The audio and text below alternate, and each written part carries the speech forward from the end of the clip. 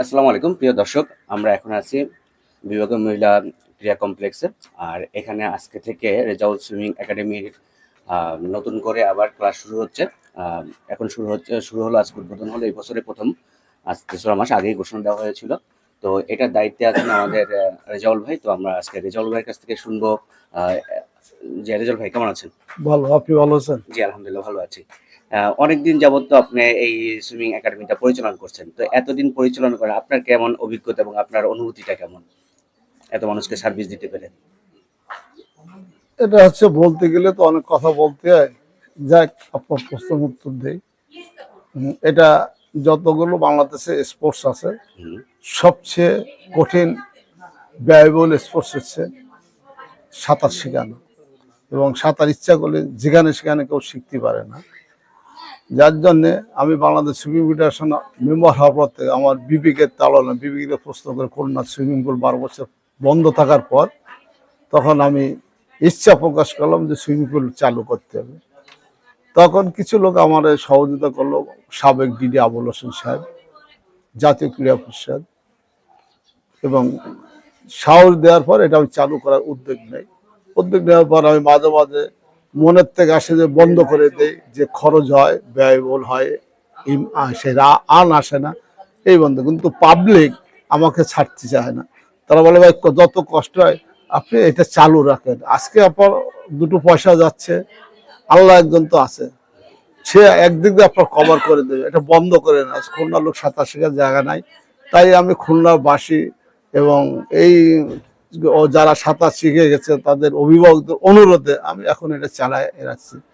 তাই সেই কারণে আমার তৃপ্তিটা এইটাই যে আর কিছু না হোক, মানুষ, কিছু লোক তো সাঁতার শিখতে পারছে, সেই কারণে আমার যত কষ্ট হোক আমি এটা চালাই যাচ্ছি, কষ্ট করে চালাই যাচ্ছি সাঁতার শিখুক। কারণ সাঁতার না জানলে তার লাইফটাই সবসময়। এই জন্য হচ্ছে আমাদের একটা প্রবাদ আছে, সাঁতার শিখুন জীবন বাঁচান অপরকে বাঁচান। আপনি সাঁতার আস্তে আস্তে যখন বাধ্যতামূলক আসতেছে, সাঁতার না জানলে কর্মজীবনে, চাকরি জীবনে থেকে বঞ্চিত হয়ে গেছে। এই জন্য আমার এত ভালো লাগে যে সবাই যখন রিকোয়েস্ট করে আপনি বন্ধ করবেন, তখন যাক আমার লস হচ্ছে, ক্ষতি হচ্ছে, সেই কারণে আমি চালাই যাচ্ছি। অনেক বাধা বিপত্তি, বিপরীত, অনেক কিছু সমস্যার মধ্যে আমি এখনো চালাই যাচ্ছি। তবে আচ্ছা, এটা চালাতে যে কোনো প্রতিবন্ধকতা আছে কিনা, কিংবা কি দরকার আরো? আমি যেখান থেকে শুরু করেছিলাম তখন থেকে প্রতিবন্ধকতা ছিল, তারপর আবারও আংশিক প্রতিবন্ধকতা। একটা পথে চলতে গেলে কিছু না কিছু গাড়ি চলার মধ্যে গতি থামবে, বাড়বে, এটা থাকবে। এটা যদি অতিক্রম না করতে পারে তাহলে তো আমার কষ্ট আশা পূর্ণ হবে না। কারণ যদি বলে ছোটতে যেভাবে আছে ওইভাবে চলতেছে, তাহলে আর কষ্ট কি জিনিসটা হবে না। এই জন্য বাধাবিঘ্ন কিছু হবে, আবার সেটা সমাধান হয়ে যাবে। প্রত্যেকটা ক্ষেত্রে এরকম আসবেই। সেগুলো আমি সফলতার সাথে সবাইকে কনভিন্স করে সেটা আমি চালাই যাচ্ছি এখনো পর্যন্ত। আচ্ছা, অনেকে আমাকে মানে বলছে যে এখানকার পানির ব্যবস্থা, পানির কালারটা এবং পানির নাকি গোসল করার পরে চুলকায়। তো এই ব্যাপারটার জন্য এবার বছর কি পদক্ষেপ নেবেন?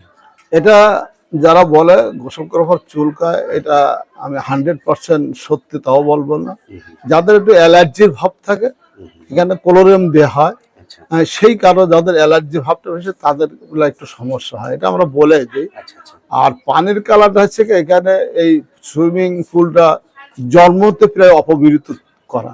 আচ্ছা, আচ্ছা, আচ্ছা। সুইমিং পুলটা সে অপবিত্রটা আমি আস্তে আস্তে দিক দিক করে যান ফেরাই আনতেছি। আচ্ছা, আচ্ছা। সুইমিং পুলের জন্মতে কিন্তু অপবিত্র তৈরি করা, হুম, হুম, সেইটার আমি আস্তে আস্তে আস্তে আস্তে আস্তে একটা পর্যায়ে কিভাবে ভালো করা যায় হুম, করে নিয়ে আসতেছি। পানিটা খারাপ হওয়ার কারণ ছিল এখানে ডিপে শ্যালো যে পানিটা আসে সেটা পানিটা হচ্ছে খুব ভালো না। হুম। যে পর্যন্ত লেয়ার যাওয়ার কথা সেই পর্যন্ত না, এই জন্য ওই পানির কারণে একটু হয়। যার জন্য আমার মেডিসিন ব্যবহার করতে ক্লোরাম ক্লোরাম দিয়ে যতটুকু পারি আমি পানি ঠিক রাখি, এবং সপ্তাহে পরে আমি আবার চেঞ্জ করি। এর মধ্যে কিছু সুবিধা অসুবিধা হচ্ছে, সে যেভাবে হোক আমরা এটা সারিয়ে যাচ্ছি। এবং আপনাদের একটা ভালো খবর দেই খুলনাবাসী দর্শক জন্য, এখানে ফিল্টারিং যে মেশিনটা, পানি ফিল্টারিং যে মেশিনটা টোটাল ওয়াকেজ, ওই যে বললাম জন্মতে মৃত। তা ফিল্টার মেশিনটা আমি এবার টাকা আমার নিজের চেষ্টায় যেভাবে হোক আমি দুটো ফিল্টার মেশিন, একটা ফিল্টার মেশিন ঠিক করার জন্য লাগে 12 লাখ 13 লাখের মতো, সেখানে আমি 11 লাখ একটা স্যাংশন করেছি। ঢাকা জাতীয় ক্রীড়া পরিষদের একসাথে তো টাকা দেওয়া যাচ্ছে না, তো আপনি 11 লাখ দিয়ে একটা ঠিক করে নিন, যে চালান। তো এটা হয়তো এই মাসের মধ্যে হয়, ঈদের পর ফিল্টার মেশিনটা ঠিক হয়ে গেলে তখন পানির স্বচ্ছতা 100% হয়ে যাবে। কারণ তখন পানিটা প্রতিদিন রিফিলিং হবে, ময়লাটা আউট হয়ে যাবে, ফ্রেশ পানিটা ভিতরে ঢুকবে। এটা সম্পূর্ণ চেষ্টা। এমন যদি আমি এটা বলা যায় কে কোন সময় এটা সরকার লিজ দিবা, কে কোন সময় আসবে যায় না। তবে আমার মনের ইচ্ছে যে আমি আর কিছু থাকে এটা স্বচ্ছভাবে চালু করায়, তারপর কেউ যে চালাবে, আমার কোনো এটা আফসোস নাই, ক্ষোভ নাই। তবে যখন বন্ধ না হয়, এটা হলো আমার সবার কাছে দাবি। ধন্যবাদ রেজাউল ভাই। আমরা এতক্ষণ রেজাউল ভাইয়ের কথা শুনলাম, এখানকার কাহিনী শুনলাম। তো আপনারা যারা খুলনাবাসী আছেন, সাঁতার শিখতে চান, সাঁতারতে চান এবং সাঁতার যাদের হবি, তারা অবশ্যই এখানে এসে যোগাযোগ করবেন এবং সাশ্রয়ী মূল্যে আপনারা সাঁতার শিখতে পারবেন এবং এখানে সাঁতার কাটতে পারবেন। ধন্যবাদ সবাইকে সাথে থাকার জন্য। আল্লাহ হাফেজ। ধন্যবাদ। কে কোন সময় এটা সরকার লিজ দিবা, কে কোন সময় আসবে যায় না। তবে আমার মনের ইচ্ছে যে আমি আর কিছু থাকে এটা স্বচ্ছভাবে চালু করায়, তারপর কেউ যে চালাবে, আমার কোনো এটা